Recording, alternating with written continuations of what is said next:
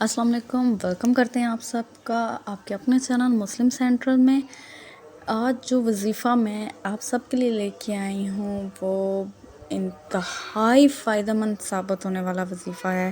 اس کے لیے سب سے پہلے تو آپ کو کرنا یہ ہے کہ پہلے کوئی بھی وظیفہ، کوئی بھی عمل، کچھ بھی ہے، اس کے لیے سب سے پہلے خاص دل سے نیت کر کے کرنا ہے۔ پورا یقین مینس آپ کا پورا یقین ہونا چاہیے اس پہ۔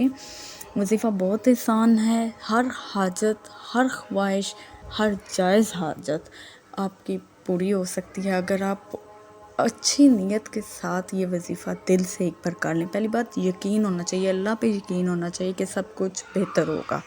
وظیفہ یہ ہے کہ سب سے پہلے تو نماز فجر پڑھنی ہے، اور نماز فجر کے بعد اسی جگہ پر بیٹھ کے 11 بار درود شریف پڑھنا ہے، اول و آخر درود شریف پڑھنا ہے 11 بار، اور اس کے بعد سورۃ کوثر۔ یہ وظیفہ سورۃ کوثر کا وظیفہ ہے۔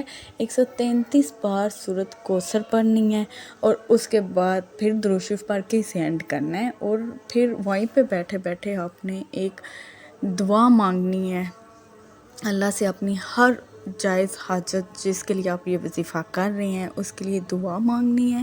انشاءاللہ عز و جل آپ کی دعا قبول ہوگی اور اس وظیفے کا بہت فائدہ ہوگا۔ اگر آپ کو ویڈیو اچھی لگے تو ویڈیو کو لائک کر دیجیے گا۔